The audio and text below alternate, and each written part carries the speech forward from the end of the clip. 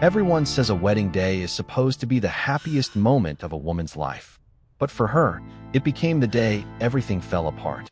She stood there in her white dress, heart pounding, just seconds away from walking down the aisle. The music had already begun. Guests were smiling. Cameras were flashing. It was the moment she had dreamed of her entire life. But then something didn't feel right. Her phone vibrated. One message. No name. Just a single photo. At first, she didn't understand what she was seeing, until she looked closer. And in that instant, her entire world shattered. Because standing at the altar, beside the man she was about to marry, was someone who looked exactly like her. Her twin sister, wearing the same dress, holding his hand, smiling like she was the bride. And the most painful part? He wasn't confused. He wasn't shocked. He looked completely in love. That's when it hit her. This wasn't an accident. This was planned. But what they didn't know was that she was about to walk in and expose a betrayal no one in that room would ever forget. Before we get into this story, I want to know where you're watching from. Drop a comment below and let me know if you're watching from the United States, Canada, or the United Kingdom. We read every single comment, and we would love to hear from you. And if you haven't subscribed yet, please hit that subscribe button because what you're about to hear will take you through one of the most shocking, heartbreaking, and ultimately powerful betrayals a woman has ever lived through on what was supposed to be the most beautiful day of her life. Now let's get into this. Sloane Calloway had been planning her wedding since she was 9 years old. Not in the obsessive way that people sometimes joke about. Not with a binder full of magazine cutouts or a vision board pinned above her bed. It was quieter than that. More personal. She had always believed that a wedding wasn't really about the flowers or the dress or the venue. It was about the moment. That single moment when you look at the person across from you, and every decision you ever made suddenly makes sense. Every wrong turn, every heartbreak, every long and lonely night that made you wonder if love was even real. All of it leads to that moment. Sloane believed in that moment with everything she had. She grew up in a small house on the outskirts of Savannah, Georgia, the elder of 2 daughters born to Raymond and Connie Calloway. Elder by 4 minutes and 22 seconds. Which she had never let her twin sister forget. Not cruelly, just as a running joke between them. For minutes and 22 seconds, and everything that came with it. Because Sloane and Betrayal Calloway were not just sisters. They were twins. And not the kind of twins who merely share a birthday. They were the kind who shared a language. A rhythm. A shorthand that no one else in the world could fully access. Growing up, they finished each other's sentences before the other person knew what they were going to say. They could tell from across a crowded room when the other one was uncomfortable or sad or pretending to be fine. Their mother used to say that God had split one soul into 2 bodies and given them both to her, and she wasn't sure if that was a blessing or a beautiful kind of madness. For most of their childhood, it felt like a blessing. Sloane was the quieter one, the planner. She liked structure and early mornings and had her entire high school class schedule color-coded by sophomore year. She studied communications in college, graduated with honors, and eventually built a small but thriving event planning business out of an office she rented above a flower shop on Drayton Street. She was methodical. She was warm. She had a laugh that people said could change the temperature of a room. Betrayal was fire. Not in a bad way. Not at first. Betrayal was the kind of person who walked into a space and rearranged it without meaning to. She was louder, brighter, more impulsive. She had changed her college major 3 times, moved to Charleston for a year on a whim, came back when she got homesick, and had a string of relationships that were always passionate and always ended in some variety of spectacular flames. People loved being around Betrayal. She made everything feel electric. And Sloane had always loved that about her sister. Had always been a little in awe of it, if she was honest. They had a pact. It started when they were 12 years old, the summer their father left, and their mother spent 2 weeks crying in the kitchen and pretending she wasn't. Sloane and Betrayal had sat on the back porch that August with their feet in the wading pool and made a promise to each other. They chose the words carefully, the way only children can when something matters deeply. We choose each other first, before everyone else, before everything else. They had kept that pact through high school, through college, through every broken friendship and every difficult season. If one of them called at 2 in the morning, the other one answered. If one of them needed to leave a party, they both left. They were a unit, a team, the kind of sisters that other people looked at and quietly envied. Which is why, When Sloane met Caden Wells at a rooftop birthday party in the spring of 2020, the first person she called was Brielle. She had called her from the parking garage on the way home, still buzzing from the conversation, talking too fast, laughing at herself for being so worked up over a man she had spoken to for less than 2 hours. "He's different," she had said. "I don't know how to explain it. He just feels different." And Brielle had laughed that warm, easy laugh and said, "Then you better call him back." So she did. Caden Wells was 31 years old when Sloane met him. He was from a small town outside of Macon and had moved to Savannah after college for a job that didn't work out, and then stayed because the city got under his skin the way Savannah tends to do. He coached junior varsity baseball at a local high school and ran a small landscaping business on the side with his younger brother, Derek. He was not the kind of man who tried to impress you. He was the kind of man who showed up.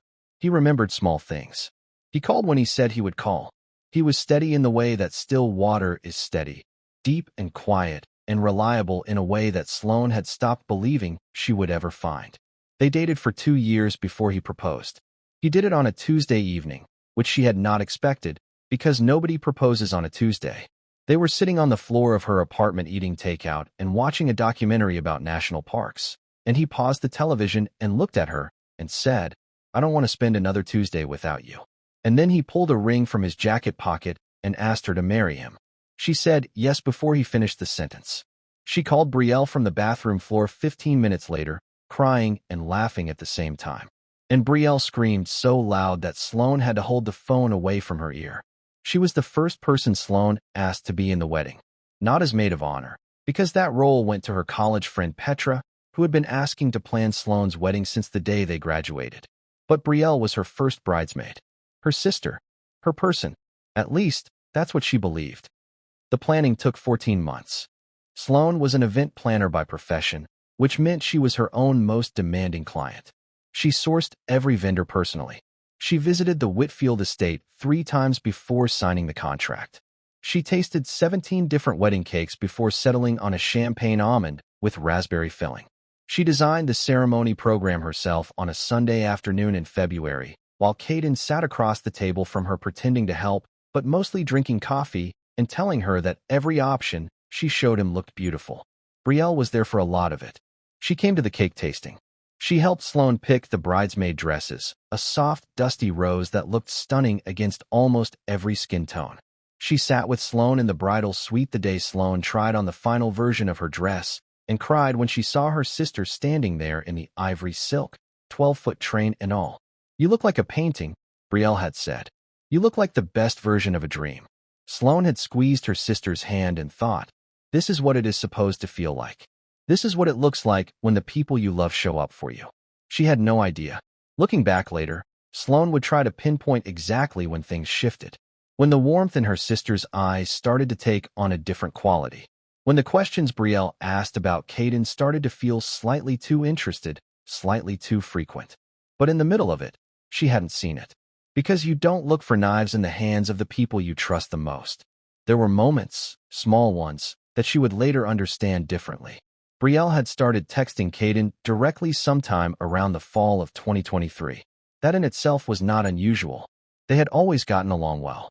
Brielle liked Caden, and Caden thought Brielle was funny and easy to be around. Sloane had been glad that her future husband and her sister had a good relationship. She had thought it was one more thing to be grateful for. But there was an afternoon in November, 2 months before the wedding, when Sloane had stopped by Caden's house unannounced and found Brielle already there. They were sitting at his kitchen table with cups of coffee in front of them, and the conversation had stopped abruptly when Sloane walked in. Caden had stood up quickly and kissed her and said he hadn't realized how late it had gotten. Brielle had smiled and said she was just leaving, had been in the neighborhood, had wanted to drop something off. Sloane had not asked what she dropped off. She had not seen anything on the table or the counter. She had let it go because letting go had always come easily to her, and because the alternative, that her sister and her fiancé were hiding something, was simply not a thought her mind was willing to fully form. She had filed it under nothing. She had moved on. She would think about that afternoon every single day for the next 6 months. There was also the bachelorette weekend in January. Petra had organized it, a long weekend in Charleston, 8 women in a rented house near the water. It was warm for January, and they had spent most of the first afternoon on the back deck with glasses of wine and a cheese board that Petra had put together with what she described as aggressive enthusiasm. Sloane had been happy, genuinely, uncomplicated happy. But Brielle had been distracted the entire weekend. She checked her phone constantly. She laughed at the right times, but she was somewhere else behind her eyes. On the last night, after everyone had gone to bed, Sloane had found Brielle sitting alone on the front porch at 2 in the morning, staring out at the empty street. Sloane had wrapped a blanket around her shoulders and sat beside her and asked what was going on. Nothing, Brielle had said. Just thinking. Thinking about what? Whether people always end up where they're supposed to be, or whether sometimes things go wrong and there's nothing anyone can do about it. Sloane had assumed she was talking about her own love life. Brielle had just ended a relationship in December. Sloane had reached over and taken her sister's hand and told her that she was going to be okay, that the right person was out there somewhere, that good things were still coming. Brielle had looked at her then with an expression Sloane could not name. Not quite sadness, not quite guilt, something in between that didn't have a word for it. I know, she had said quietly. That's what I'm afraid of. Sloane had not understood that. She had tucked it away in the same place she had tucked everything else. Under nothing. Under the assumption that she knew her sister. That she knew what Brielle was capable of and what she wasn't. She was wrong about that in a way that would take her a long time to fully accept. September 14th, 2024 began beautifully. Sloane was awake before her alarm. She lay in the dark hotel room for a few minutes listening to the quiet, letting herself feel the weight of the day. She had always believed in marking moments, in sitting still inside them before the rest of the world rushed in. So she lay there for 7 minutes in the silence, and she thought about Caden, about the way he had looked at her on their first date, about the way he always put her coffee on before she got out of bed, about the particular way he said her name when he was being serious, soft, and steady like he was handling something valuable. She got up. She showered. She met the hair and makeup team at 7:30 in the bridal suite. The morning was everything a wedding morning is supposed to be. Petra was there with a playlist and a platter of pastries and a constant, gentle efficiency that made Sloane feel like she was in the best possible hands. The other bridesmaids arrived one by one, laughing and getting their hair done and telling each other they looked beautiful. Champagne was poured around 9:30. Toasts were made. Photographs were taken. Brielle arrived at 8:15. She looked stunning. The dusty rose dress fit her perfectly. Her hair was done in loose waves, and her makeup was soft and golden. She hugged Sloane when she came in and held on for a moment longer than usual. Sloane noticed, but did not think anything of it. She assumed it was emotion. It was a big day. Of course there was emotion. Brielle was quieter than usual that morning. She sat at the vanity and let the makeup artist work and contributed to the conversation in small doses, laughing when appropriate, adding a comment here and there. But she was not the Brielle who filled a room. She was a dimmer version, and Sloane caught herself watching her sister a few times and wondering if she was feeling okay. Around 10:30, Brielle stepped out, said she needed some air. Sloane assumed she'd be back in 10 minutes. She didn't come back. Sloane didn't realize how long Brielle had been gone until Petra appeared in the doorway at 11:15 with a face that was working very hard at neutrality. She said, quietly, just to Sloane, that no one could find Brielle. She had checked the hallway, the restrooms, the small outdoor terrace off the east wing. Brielle was not in any of those places. Sloane felt her first real flicker of unease. She told herself it was nothing. Brielle probably needed a moment. Probably called someone and lost track of time. She was fine. This was Brielle. She was always fine. The ceremony was set to begin at 11:30. At 11:26, Sloane was standing in the antechamber at the back of the hall. The string quartet had already begun. She could hear the low, lovely swell of music drifting under the door. The wedding coordinator was giving final instructions. Petra was adjusting Sloane's veil. Her bouquet, white peonies and eucalyptus and a single sprig of something blue tucked near the stems, was in her hands. And her phone was on the windowsill. It vibrated once. She almost didn't look. Petra had already reminded her twice to keep the phone away. The coordinator was signaling that it was almost time. Everything was moving. Everything was in motion. The entire beautiful machine of the day was running exactly as planned. But something made her reach for it. The notification was from a number she didn't recognize. No contact name. Just a Georgia area code and an image attached. She opened it. The photo was taken from a distance, slightly angled, as if someone had snapped it quickly from a side doorway. It showed the front of the ceremony hall, the altar, the arch of white flowers, the candles, the guests in their seats, slightly blurred in the background, and two figures standing together at the altar. One of them was Caden. The other was a woman in an ivory dress. Sloane's brain tried to make sense of it. Her first thought was that it was her own image somehow, a photo taken from rehearsal, a mistake, a glitch of some kind. She tilted the phone toward the light and looked closer. The woman had her hair up. Pearl clips. The same clips that were in Sloane's own hair right now. The ivory silk. The same fabric, the same silhouette. And the face. Her face. Except it was not her face. It was Brielle's. Sloane stood completely still for 4 seconds. She counted them later. For full seconds in which her mind refused to process what her eyes were telling her. Then something cracked open inside her chest, and the understanding came rushing through like cold water. Her sister was standing at the altar in a white dress. At her wedding. With her groom. And Caden was holding her hands. He was not looking confused. He was not looking uncomfortable or startled, or like a man who had suddenly realized there had been some terrible mistake. He was looking at Brielle the way he looked at Sloane.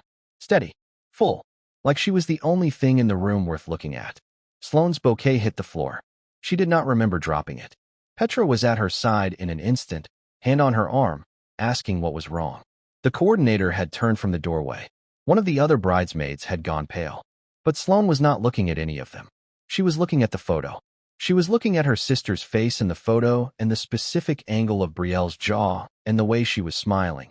And something deep and old inside her was recognizing that smile. It was the smile Brielle wore when she had already made up her mind. When she had already decided. When whatever was happening was not a mistake at all. Sloane picked up her bouquet from the floor. She straightened her spine.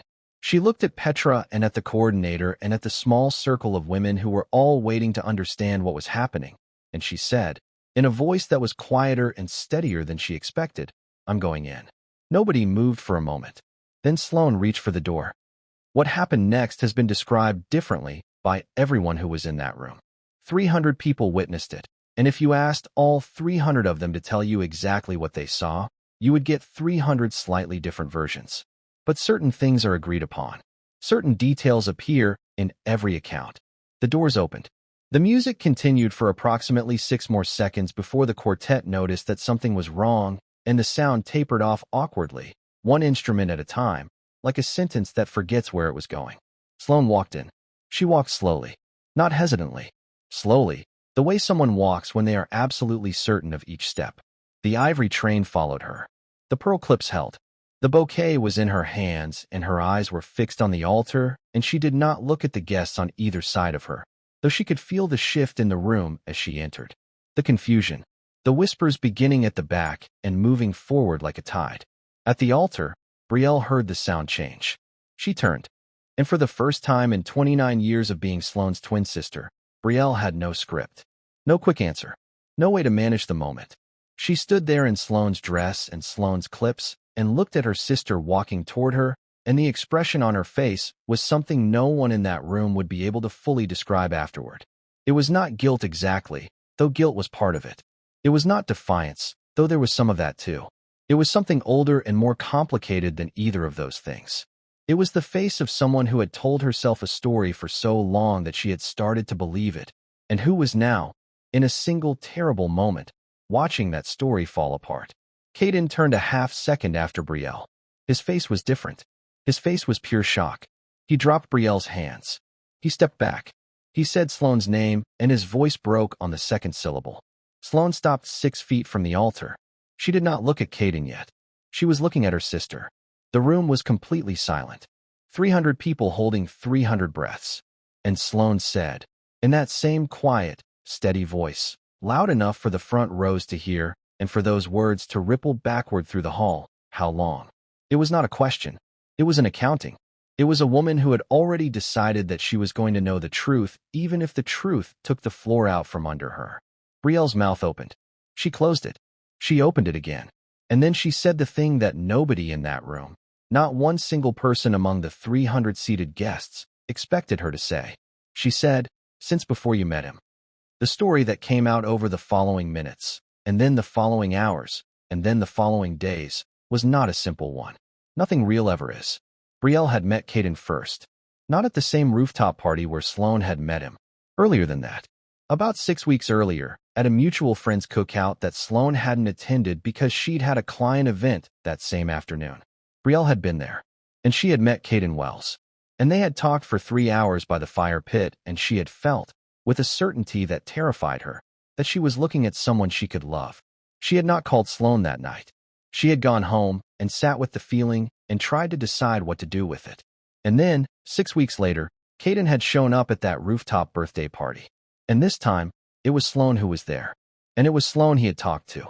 And whatever had sparked between him and Brielle at the cookout had not apparently followed him to that rooftop, because he had come home from the party and called Sloane the next morning. Brielle had found out 2 days later when Sloane called to tell her about the man she had just met. She had recognized the description immediately. She had felt the bottom of something fall away inside her.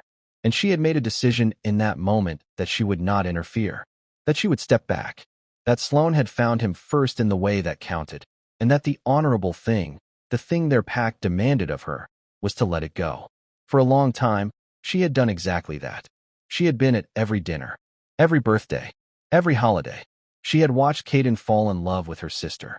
She had watched Sloane become softer and happier and more certain of herself in the way that the right relationship makes you. She had smiled at every milestone and meant every smile and genuinely, truly wanted her sister to be happy. But the feeling had not gone away. She had expected it to fade. She had assumed that time and distance from it would eventually sand down its edges until it was something manageable, something she could put in a drawer and forget. It didn't fade. And somewhere in the fall of 2023, in a moment of weakness she could not fully explain afterward, she had texted Caden directly. Not about anything significant at first, just a meme she had seen that reminded her of something he had said at dinner. A nothing text. A safe text. The kind of text that a sister-in-law-to-be sends a brother-in-law-to-be and no one thinks anything of it. Except that Caden had texted back, and they had kept texting, and the conversations had gotten longer and warmer and more personal over the weeks that followed. And Brielle had told herself it was just friendship, that she was building a relationship with the man who was about to become her family, that there was nothing wrong with it. She had not been fully honest with herself. And Caden, Sloane would later believe, had told himself something similar, that it was just closeness with his future sister-in-law, that there was nothing there that should alarm him, that he was reading too much into something that was simply warmth and familiarity. But the morning of the wedding, something had broken open. Brielle had gone to find Caden, not at the altar, in the small room off the east corridor where grooms and their parties gathered before the ceremony.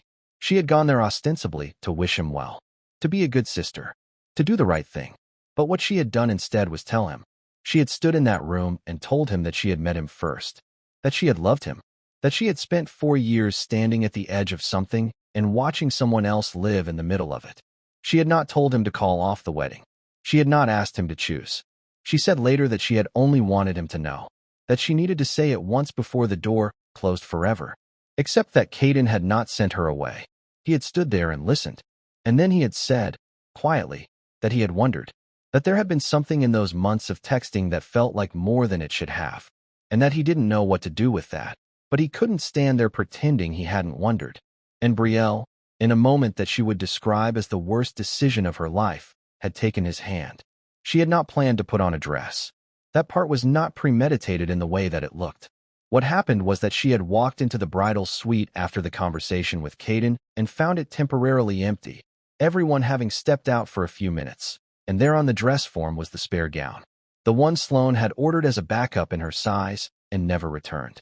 The same style, the same ivory, and something in Brielle that was not rational and not kind and not anything she would later be able to defend had reached for it. She had not thought through what happened next. She had acted on the feeling, on the story she had been telling herself for 4 years.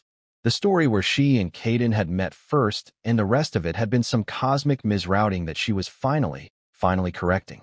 The person who had photographed them and sent the image to Sloane was a woman named Greta, one of Caden's cousins, who had arrived early and seen Brielle standing at the altar in an ivory gown and understood immediately that something was deeply wrong. She had taken the photo and sent it to the only contact she had for Sloane, the number from the wedding invitation. She had saved the day. Without knowing it, she had saved the day.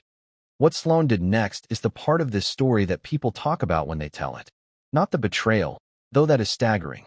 Not the shock of it, though it was visible on every face in that room. What people talk about is what Sloane Calloway did when she had every right to fall apart. She didn't fall apart. She stood 6 feet from the altar in her wedding dress, and she looked at her sister. And then, for the first time since she walked through those doors, she looked at Caden. He was still standing at the altar. His face had gone through several different expressions in the 2 minutes since she had walked in, and none of them had been pretty. He looked like a man who had just watched himself in a mirror for the first time and was not entirely sure he recognized who was looking back. Sloane looked at him for a long moment. And then she said, also quietly, also steadily, I need you both to leave. Not screaming, not weeping, not the kind of theatrical unraveling that a moment like this might seem to demand. Just those 6 words. Calm and clear and final. Caden opened his mouth. She raised one hand slightly, and he closed it. Brielle said her name once. The way you say someone's name when you are trying to reach them across an enormous distance, Sloane. Just the one word. Sloane looked at her sister and said, not yet. And something in her voice, something in the particular quality of those 2 words, told Brielle that there would be a conversation. That this was not the end of the 2 of them. That Sloane was not done, but she was also not going to have whatever needed to be said in front of 300 people. Brielle nodded. She looked down at the dress she was wearing. She walked off the altar and toward the side exit, and she did not look back. Caden followed after another moment. He paused near Sloane, and she did not look at him, and after 2 seconds he kept walking. The room let out its collective breath. And then Sloane turned to face the guests. 300 people in their finest clothes, seated in the candlelight, surrounded by white peonies, holding programs with her name on them, waiting. She stood at the front of the aisle, and she said, I'm sorry you all came here today to witness something that isn't going to happen. And I know that's not what any of us wanted. But I need you to know that I'm okay. She paused. A few people were already crying. Her mother, seated in the front row, had both hands pressed over her mouth. Petra, standing off to the side, was gripping her own bouquet so hard her knuckles had gone white. Sloane said, the food is paid for, and the music is beautiful, and the bar is fully stocked. I would genuinely love it if every single one of you stayed and celebrated anyway. Not a wedding, just a celebration. Of all of you being here. Of the people I love most in this world showing up for me. Because you did show up. And that means everything. Someone started clapping. Then someone else. And then the whole room. Sloane smiled. Not the smile you perform. The smile that comes from somewhere deep and stubborn that betrayal can bruise, but cannot break. The weeks that followed were not easy. Nothing about the aftermath of a story like this is clean or neat or fully resolved in any satisfying way. Life is not a courtroom where everything gets explained and weighed and assigned its proper consequence. Life is messier than that. It is slower. It is quieter. It gives you the truth in pieces and makes you sit with each one before it hands you the next. Sloane did not see Brielle for 3 weeks after the wedding day. She spent the first week at Petra's house, sleeping in the guest room with the curtains drawn, eating soup that Petra made in large batches and left outside the door. She was not destroyed, exactly. She was, she told Petra, doing a kind of interior renovation, knocking down walls, taking everything out, figuring out what was worth keeping. She cried. Of course she cried. She cried for Caden, not because she wanted him back, but because she had believed in what they had, and it turned out that what she had believed in was not fully real. She cried for the wedding day she had planned for 14 months. She cried for the specific, particular grief of being betrayed by the person who was supposed to know you better than anyone in the world. But she also talked. She talked to Petra and to her mother and to a therapist she had started seeing by the end of the first week. And what she found, underneath the grief, was something that surprised her. A kind of clarity. A sharp and terrible clarity about the ways she had ignored her own instincts. The November afternoon at Caden's kitchen table. The bachelorette weekend. The things Brielle had said on the porch that she had filed under nothing. She had known, in some place she had not allowed herself to fully inhabit, that something was wrong. And she had chosen not to look. Not because she was naive, but because looking would have required her to ask questions she wasn't sure she could survive the answers to. She understood that now. And understanding it, she realized, was the beginning of something. She met with Brielle for the first time on a Tuesday afternoon, 3 weeks after the wedding. They sat in Sloane's apartment, on opposite ends of the same couch they had shared for most of their lives, and Brielle told her everything. The cookout, the 6 weeks of saying nothing, the years of watching, the texts, the morning of the wedding and the conversation with Caden and the dress on the form and the moment her judgment had simply left the building. Sloane listened to all of it without interrupting. When Brielle was done, she sat for a long moment. Then she said, "You could have told me. When you first found out it was him, when I called you from the parking garage, you could have said something." "I know," said Brielle. "Why didn't you?" "Because I didn't want to be the person who did that to you. You became that person anyway." "Yes," said Brielle, very quietly. "I know." Sloane looked at her sister, at the face she had known longer than she had known any other face in the world, at the eyes that were the same shape as her own, at the particular way Brielle held her jaw when she was trying not to cry, and she felt something large and exhausting and unresolved moving through her, and she knew that this was not the end of it, that this conversation would need to be had again, in different forms, over the months and years ahead. That forgiveness, if it came, would not arrive all at once like weather. It would come slowly, the way things grow, in small and quiet increments. She did not tell her sister she forgave her that afternoon, but she told her she was not done with her, and that, for now, was enough. As for Caden, the conversation was shorter. He came to her apartment 2 days after she spoke with Brielle. He sat across from her at the kitchen table, in the same chair he had sat in 100 times before, and he was honest. He said that he loved her, that he had always loved her, that what had happened with Brielle was not something he could justify or explain away, and he was not going to try. He said that somewhere in those months of texting he had let something develop that he should have shut down immediately, and that his failure to do that was the truest failure of his life. He asked if there was any possibility. Sloane looked at him for a moment. She said no, not because I don't still have feelings for you, but because the version of this where I spend the rest of my life wondering if the feelings were always divided, where I watch you talk to my sister at every family dinner for the rest of our lives and wonder what you're thinking, is not a life I can live. And I deserve a life I can live." Caden nodded. His eyes were wet. He stood up and he thanked her for being honest, and he walked to the door and he paused there for a moment. He said, "For what it's worth, I think you are the most extraordinary person I've ever known." Sloane said, "I know. That's the part you should have held on to." And he left. It has been 7 months since the morning of September 14th, 2024. Sloane Calloway still lives in Savannah. She still runs her event planning business out of the office above the flower shop on Drayton Street. She planned 3 weddings in the fall and 2 more already booked for the spring, and she approaches each one with the same care she brought to her own, which she thinks of now not as a failure, but as a beginning. The beginning of something she doesn't have a name for yet, but can feel taking shape. She and Brielle are not where they were. They are not close in the easy, taken-for-granted way they were before, but they are in contact. They have dinner once a month, the 2 of them and their mother, at a restaurant on the waterfront that serves the best shrimp and grits in Georgia. The conversations are still sometimes difficult. There are things that have not been fully said. There are spaces between them that did not used to exist. But they are sisters, and they are working at it. Because some things, the ones that matter most, are worth the work even when the work is hard. Even when the work requires you to sit across from someone who hurt you and look for the person you love underneath the wound they caused. Sloane started going on runs in the morning, long ones, along the river, in the blue hour just before sunrise. She goes alone. She brings no music, just the sound of the water and the birds and the particular quiet of a city before it wakes. And in that quiet she has been doing what she told Petra she was doing in the first week, taking everything out and figuring out what is worth keeping. Most of it is worth keeping. That is what surprises her most. After everything, after the dress and the altar and the photo on her phone and the 300 faces looking at her in that hall, after the grief and the anger and the slow, unglamorous work of putting herself back together, what surprises her most is how much she still believes in. She still believes in love. Not the version of it that is immune to failure or uninterested in cost. The real version. The one that requires honesty and choice and the willingness to be seen clearly even when what gets seen is not entirely comfortable. She believes in it because she has seen what happens when people don't have the courage to choose it honestly. She has seen what it costs. She has worn the cost in ivory silk in front of 300 people. And she would rather pay that cost, she says, than spend her life never knowing what the real thing looks like. She is 30 years old.